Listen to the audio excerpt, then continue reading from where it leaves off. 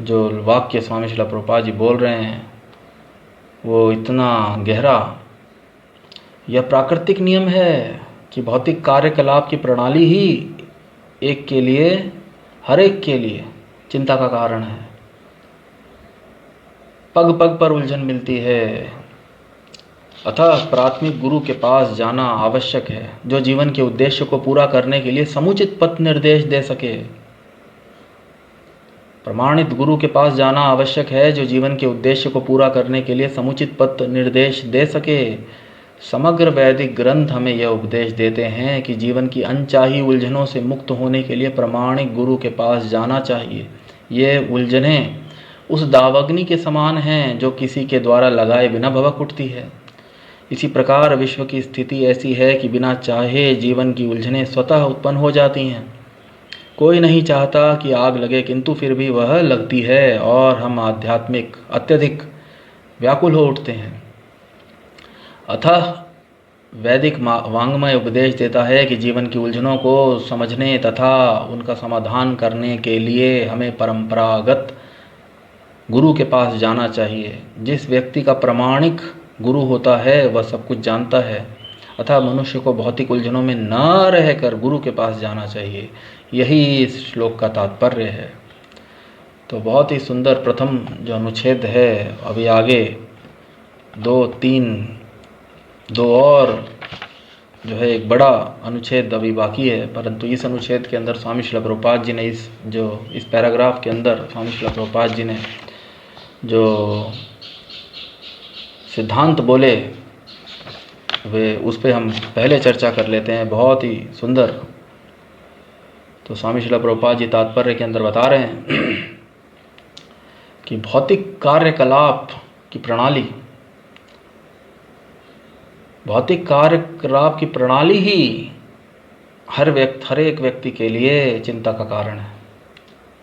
जो भौतिक संसार, जो भौतिक प्रकृति, माया, इसका वर्णन ऐसा है कि दुखालयम अशाश्वतम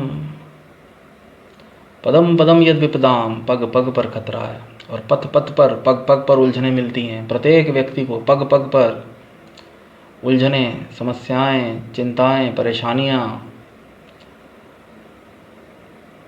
कोई नहीं चाहता। स्वामी श्रील प्रभुपाद जी इन चिंताओं, इन परेशानियां, इन उलझनों का सदैव जो वर्णन है वो दावाग्नि, और जो सुबह सुबह प्रत्येक दिन इस्कॉन और हम सब लोग जो वंदना, गुरु को जो वंदना करते हैं, उसके अंदर संसार दावा नलीड लोका त्राणाय कारुण्य घना घनत्वम प्राप्तस्य कल्याण गुणनवस्य वंदे गुरो श्री चरणारविंदम। तो संसार की समस्याओं और उलझनों को जिस उदाहरण से समझाया गया है शास्त्रों में, जिस उदाहरण से जो उल्लेख दिया गया है, वो उलझनों का उल्लेख दावाग्नि, जो जंगल में जो आग जो स्वतः पेड़ों के हर्षण से, तेज आंधी और हवा के चलने से, पेड़ों के हर्षण से कोई भी व्यक्ति जो है जंगल में जाकर आग नहीं लगाता, परंतु सूखे पेड़ों के हर्षण और तेज हवा से स्वयं जो है जंगल के अंदर जो है अग्नि भभक उठती है, जिसको दावाग्नि, और वो इतनी भयंकर होती है कि जिसको बुझा पाना आम मनुष्यों के बस की बात नहीं है। उसको केवल जब बारिश होती है तभी वो ऐसी दावाग्नि जो है वो पूर्णतया जो है समाप्त होती है। तो त्राणाय कारुण्य घना घनत्वम, और ये प्रथम श्लोक गुरुवाष्टक जो सुबह प्रत्येक दिन सुबह गुरु की वंदना में गुरुवाष्टक जो प्रार्थना गाई जाती है, उसके अंदर जो प्रथम श्लोक संसार दावा नलीद लोका त्राणाय कारुण्य घन घनत्वम प्राप्तस्य कल्याण गुणनवस्य वंदे गुरु श्री चरणारविंदम।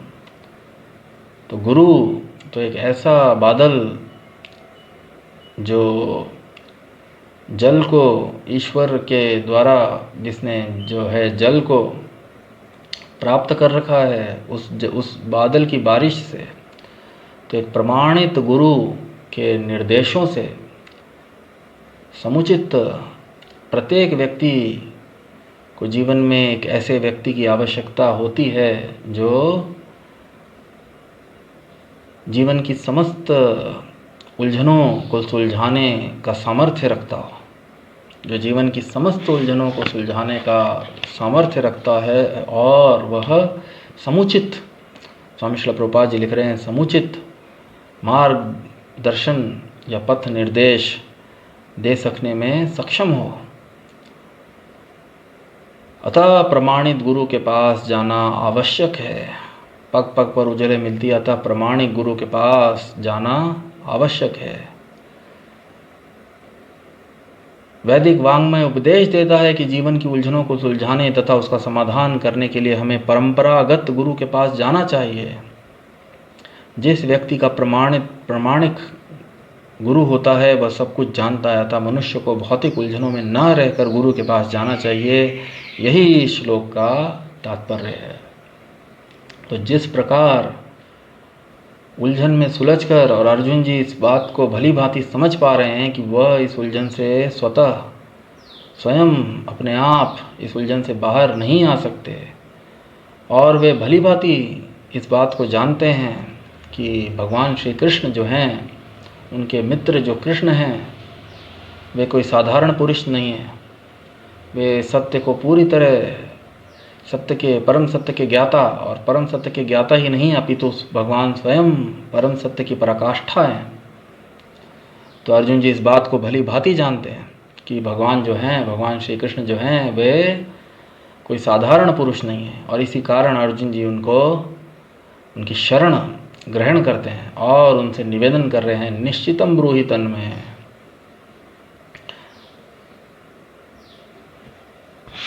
निश्चितम ब्रूहि तन्मय, यश श्रेयस्यान् निश्चितम ब्रूहि तन्मय। कृपया मुझको बताइए कि मेरे लिए क्या श्रेष्ठ रहेगा, क्या श्रेयस्कर रहेगा, क्या करना मेरे लिए इस परिस्थिति के अंदर उचित रहेगा। तो प्रत्येक व्यक्ति, स्वामी श्रील प्रभुपाद जी बहुत अच्छा उदाहरण दे रहे हैं। कोई व्यक्ति नहीं चाहता कि आग लगे जीवन में। कोई व्यक्ति समस्याएं, चिंता, परेशानी, उलझने जीवन में, सब चाहते हैं कि जीवन अत्यंत सुलझा रहे और सदैव हम सुखमय जीवन व्यतीत करें। परंतु उलझने, समस्याएं जो हैं स्वतः अपने आप जीवन के अंदर आ जाती हैं, और वह मनुष्य की मानसिक स्थिति को, जिस प्रकार अर्जुन जी बोल रहे हैं, कार्पण्य दोषो उपहत स्वभावा, व्यक्ति जो है अपना इन समस्याओं, ऐसी उलझनों में जो पग पग पर दुखालयम शाश्वतम, पग पर उलझने मिलती हैं, पदम पदम यद विपदाम, तो ऐसी उलझने स्वतः एक के बाद एक जीवन में आती रहती हैं, जिनके द्वारा मनुष्य जो होता है कभी कभी कार्पण्य दोषोपत स्वभाव, इतना व्याकुल हो उठता है, उसके अपने मानसिक संतुलन, धैर्य, वह अपने कर्तव्य का बोध, उचित रूप से अपने कर्तव्य को समझ नहीं पाता है। और ऐसी अवस्था से निवृत्त होने के लिए शास्त्र जो है, वैदिक वाङ्मय, ये उपदेश देता है कि प्रत्येक व्यक्ति को, क्योंकि साधारण व्यक्ति को जो है जीवन के उलझनों,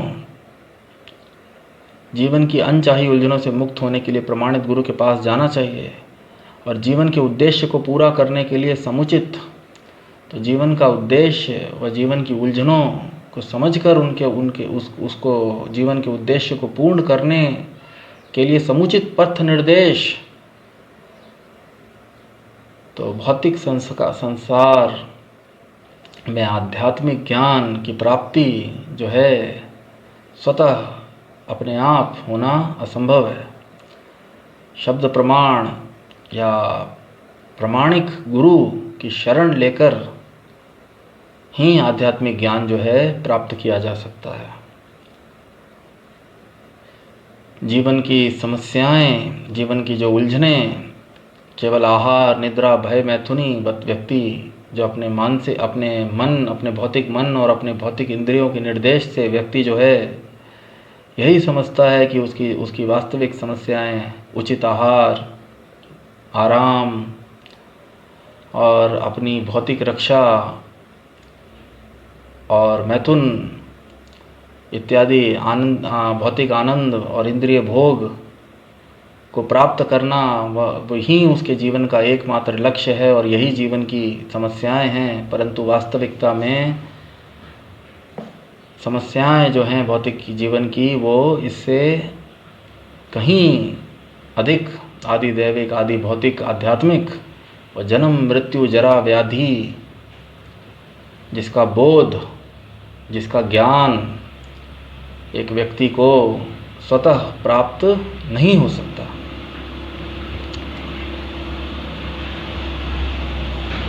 और ऐसी अज्ञानता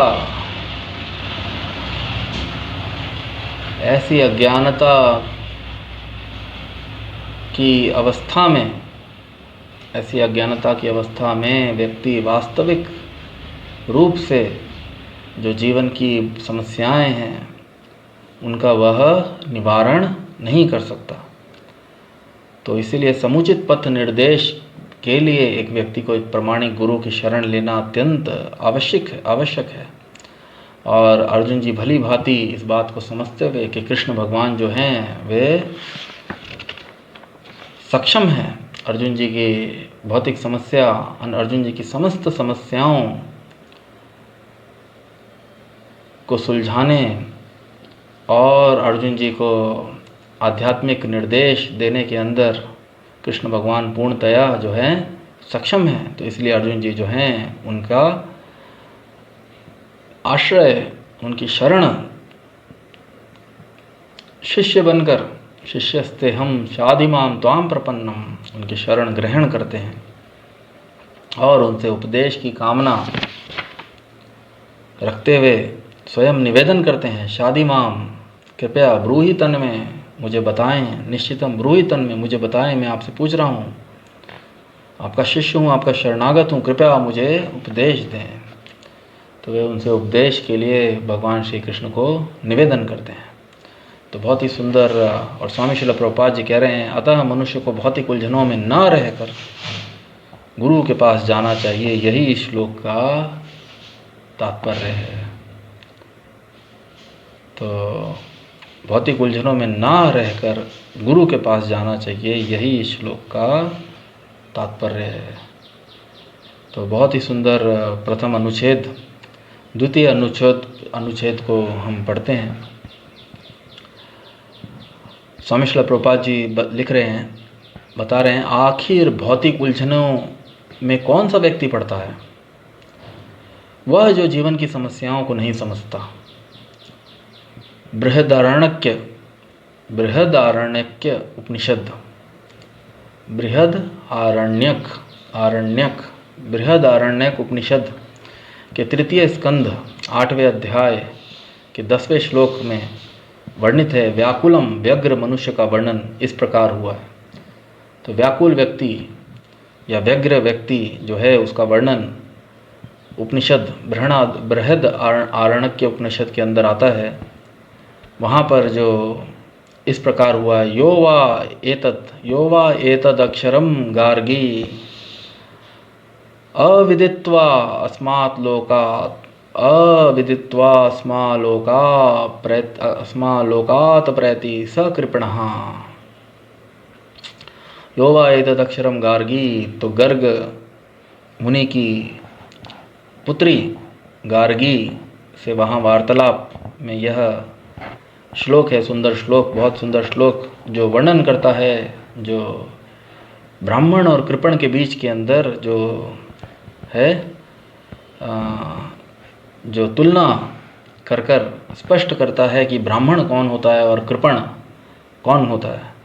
तो कृपण शब्द, कृपण वह है जो मानव जीवन की समस्याओं को हल नहीं करता और आत्म साक्षात्कार के विज्ञान को समझे बिना कुकुर सुकुर की भांति इस संसार को त्याग कर चला जाता है। अविदित्वा अस्मालोका प्रैति सकृपणः, वो व्यक्ति जो चला जाता है। जीव के लिए यह मनुष्य जीवन अत्यंत मूल्यवान है। जीव के लिए यह मनुष्य जीवन अत्यंत मूल्यवान निधि है, जिसका उपयोग वह अपने जीवन की समस्याओं को हल करने में कर सकता है।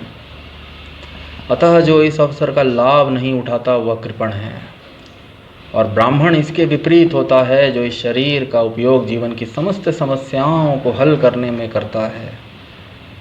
और उसी श्लोक का जो दूसरा भाग, य एतदक्षरम, वहाँ पर था यो व एतदक्षरम, और यहाँ पर है य एतदक्षरम गार्गी विदित्वा। वहाँ पे था अविदित्वा, और यहाँ पे है विदित्वा अस्मान् लोकात् प्रैति स ब्राह्मणः। उसी के विपरीत ब्राह्मण वो व्यक्ति है जो शरीर का उपयोग जीवन की समस्त समस्याओं को हल करने में करता है। तो बहुत ही सुंदर इस अनुच्छेद का हिस्सा जो ब्राह्मण और कृपण के बीच में डिफरेंस जो है बताता है। कृपण जैसा कंजूस, देहात्म बुद्धि वश कृपण या कंजूस लोग अपना सारा समय परिवार, समाज, देश आदि के अत्यधिक प्रेम में गंवा देते हैं। मनुष्य प्रायः चरम रोग के आधार पर अपने पारिवारिक जीवन अर्थात पत्नी, बच्चों तथा परिजनों में आसक्त रहता है। कृपण यह सोचता है कि वह अपने परिवार को मृत्यु से बचा सकता है, अथवा वह यह सोचता है कि उसका परिवार या समाज उसे मृत्यु से बचा सकता है। ऐसी पारिवारिक आसक्ति निम्न पशुओं में भी पाई जाती है, क्योंकि वे भी बच्चों की देखभाल करते हैं। तो बहुत ही सुंदर अनुच्छेद का जो ये भाग, जिसके अंदर ब्राह्मण और कृपण शब्द का जो है वर्णन के माध्यम से दोनों में भेद बताया जा रहा है। कृपण वो व्यक्ति होता है जो आध्यात्मिक जीवन के बारे में यो वा एतद अक्षरम, आध्यात्मिक जीवन के बारे में जिसको कोई भी ज्ञान नहीं होता है, और वह संसार, परिवार से इतना अत्यधिक आसक्त रहता है कि वह कुकुर सुकुर की भांति, स्वामी श्रील प्रभुपाद जी वर्णन कर रहे हैं, कुकुर सुकुर की भांति देहात्म बुद्धि वश कृपण, देहात्म बुद्धि से ग्रस्त जो कृपण व्यक्ति होता है, वह कुकुर सुकुर की भांति जीवन की समस्याओं को बिना समझे और उनको बिना सुलझाए जीवन से को त्याग कर चला जाता है। जैसे अन्य पशु जो निम्न योनियों के अंदर, वे भी अपने परिवार के प्रति आसक्ति रखते हैं, वह परिवारजनों का देखभाल करने का प्रयत्न करते हैं। तो कृपण या कंजूस और ब्राह्मण जो है वो उदार, ब्राह्मण जो शब्द होता है वो उदार और कृपण जो शब्द होता है वो कंजूस। तो कंजूस व्यक्ति के पास भले ही धन हो, परंतु वो उसको कभी भी खर्च नहीं करता, वो धन का उपयोग नहीं जानता, धन का सदुपयोग नहीं कर सकता, और धन को सदैव वो जो है तिजोरी के अंदर बंद रखता है और अपना जीवन बिना धन के व्यतीत किए गरीबी की अवस्था के अंदर ही वह मृत्यु को प्राप्त कर जाता है। तो मनुष्य शरीर जो यहाँ पे इस उदाहरण के माध्यम से, इस संदर्भ के माध्यम से समझाया जा रहा है, मनुष्य शरीर जो है वो अत्यंत दुर्लभ मानुष जन्मा तदपि अध्रुवम अर्थदम, बहुत कीमती है।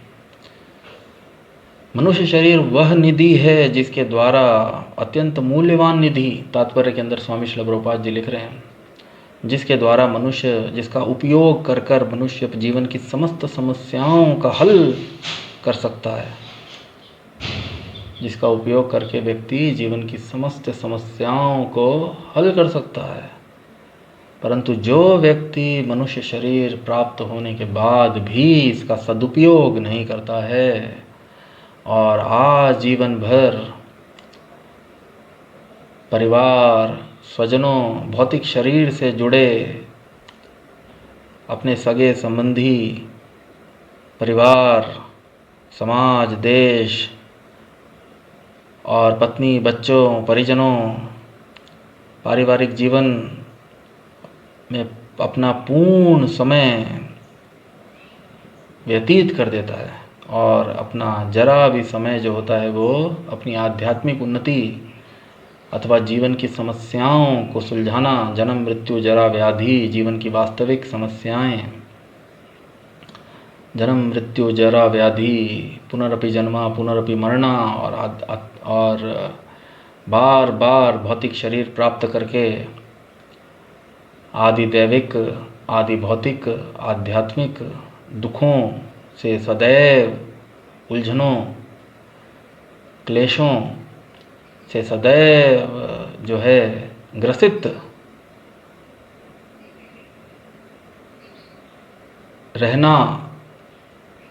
रहकर ही जो व्यक्ति जो है अपना जीवन जो है त्याग देता है, ऐसा व्यक्ति त्याग कर चला जाता है, ऐसा व्यक्ति कृपण कहलाता है। और इसके विपरीत ब्राह्मण, जिसको उचित ज्ञान, जिसको आध्यात्मिक जीवन का ज्ञान होता है, यह एतद् अक्षरम गार्गी विदित्वा, जिसको आध्यात्मिक जीवन का ज्ञान होता है और जो जानता है भौतिक जीवन को त्याग कर आध्यात्मिक जीवन जीने से मनुष्य जो है वह जीवन की समस्त समस्याओं को सुलझाकर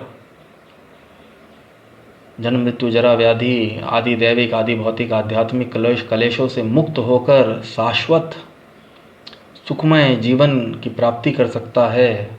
और जो व्यक्ति ऐसे कार्यों में संलग्न होकर आत्म तथा परमात्मा का ज्ञान रखते हुए आध्यात्मिक जीवन में आध्यात्मिक उन्नति के लिए साधन और भक्ति के कार्यों में प्रवृत्त होकर जो व्यक्ति जीवन बिताता है, ऐसे व्यक्ति को ब्राह्मण कहा गया है। तो बहुत ही सुंदर वर्णन, कृपण और ब्राह्मण, कंजूस। तो मनुष्य शरीर जो है बहुत ही कीमती वस्तु है, परंतु इस कीमती वस्तु को तिजोरी में, इस धन को, मनुष्य शरीर एक अत्यंत मूल्यवान, तदपि अध्रुवम अर्थदम, निसंदेह मनुष्य शरीर भी अन्य शरीरों के प्रति कुकुर सुकुर की तरह यह जीवन जो है यह भी मृत्यु को प्राप्त हो जाएगा, परंतु यह शरीर जो है वह एक अत्यंत कीमती, अर्थदम, मूल्यवान निधि है, जिसका उपयोग करके व्यक्ति अपने जीवन की समस्त समस्याओं को है जो सुलझा सकता है। जन्म मृत्यु जरा व्याधि, आदि दैविक, आदि भौतिक, आध्यात्मिक कलेशों से पूर्ण मुक्ति पाकर शाश्वत, नित्य शाश्वत सच्चिदानंद जीवन की प्राप्ति कर सकता है।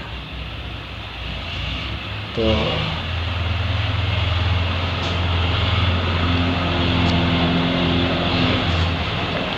बाहर कोई कार्य प्रगति पर है जिसके कारण,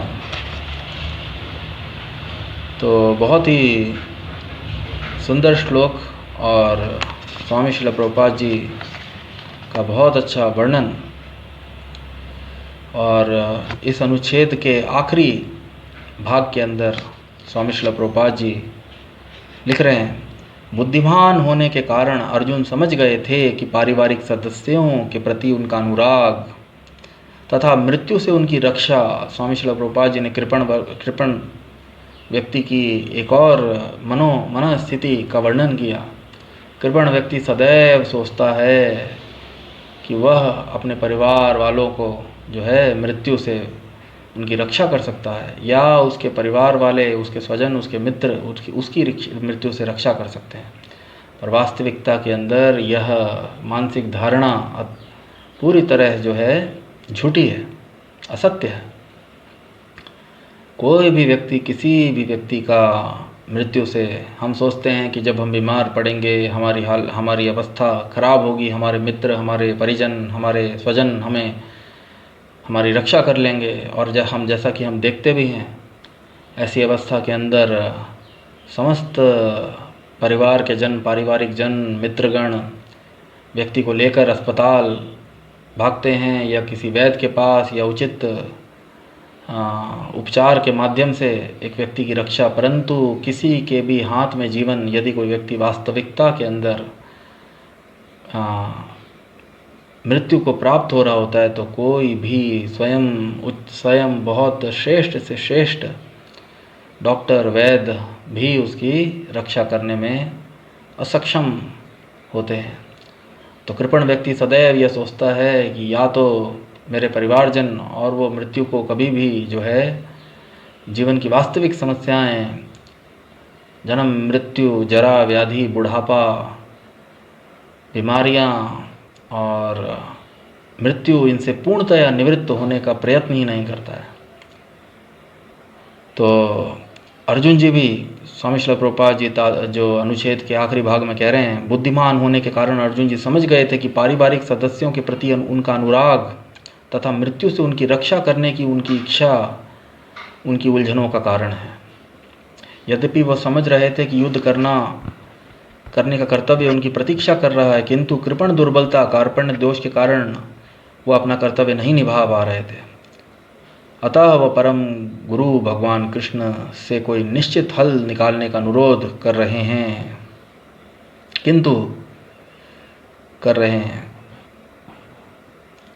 वह कृष्ण का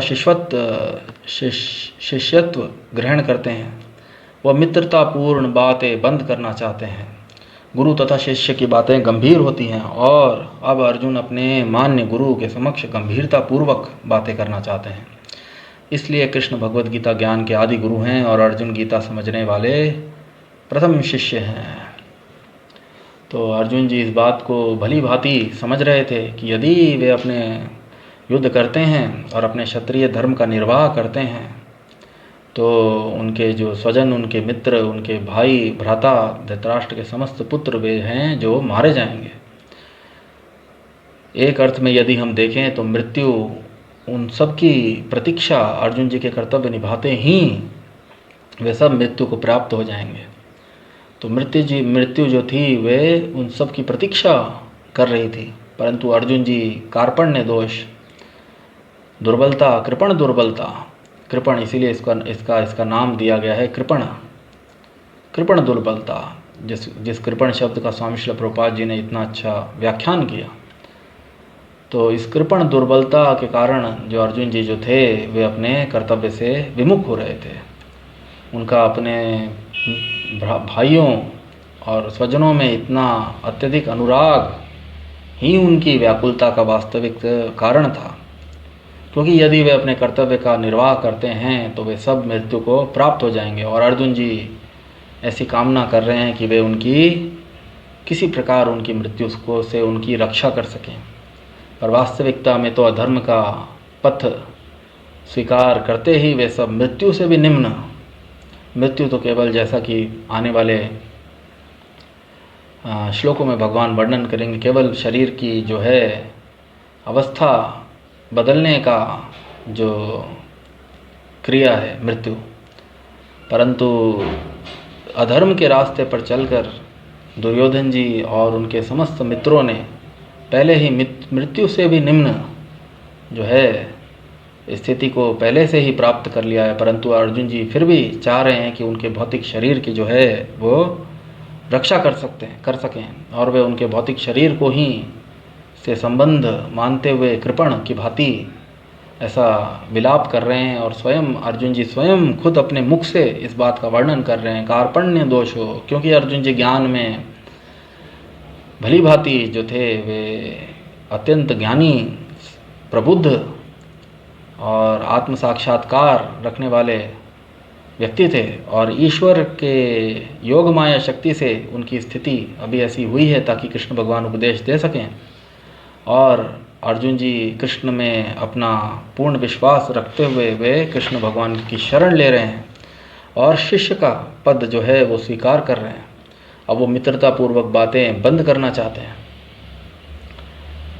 क्योंकि मित्र और मित्रों के बीच में जो वार्तालाप होती हैं वो स्वामी श्रील प्रभुपाद जी कह रहे हैं वह बंद करना चाहते, गंभीर नहीं होती है।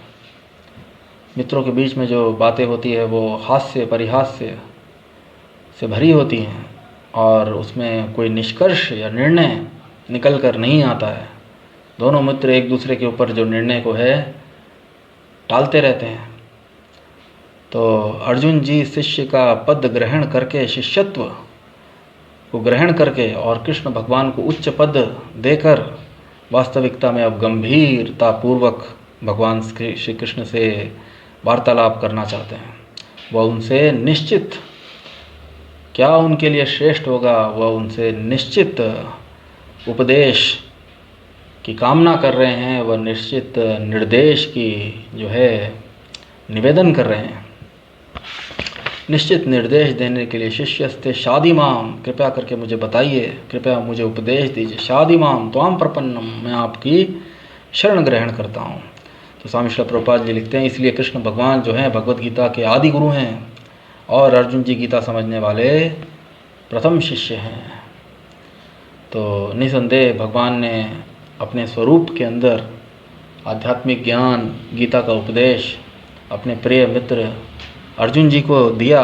वह पूर्ण मानव जाति को अर्जुन जी के माध्यम से और संपूर्ण मानव जाति वंदे कृष्णम जगत गुरु भगवान श्री कृष्ण का उपदेश जो है और एक अत्यंत स्वामी श्रील प्रभुपाद जी जैसे शुद्ध भक्त के आश्रय के अंदर जो है गीता का अध्ययन करके व्यक्ति जो है परम भगवान श्री कृष्ण से का उपदेश, आध्यात्मिक उपदेश, ज्ञान प्राप्त कर सकता है। और प्रत्येक व्यक्ति की उलझनों को सुलझाने का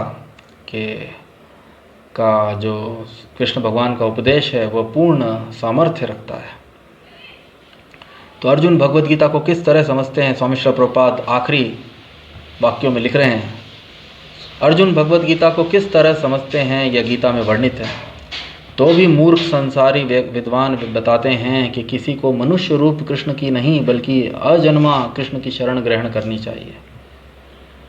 तो अर्जुन जी हम देख रहे हैं कृष्ण भगवान की शरण ले रहे हैं। शिष्यस्ते हम शादी माम त्वाम प्रपन्नम, पर स्वामी श्रील प्रभुपाद जी बता रहे हैं अनेक सांसारी मूर्ख विद्वान ऐसा वर्णन करते हैं कि मनुष्य को मनुष्य रूप कृष्ण कि नहीं, हमको अजन्मा कृष्ण की शरण ग्रहण करनी चाहिए। और स्वामी श्रील प्रभुपाद जी अगले वाक्य में लिखते हैं, कृष्ण के अंतः तथा बाह्य में कोई अंतर नहीं है।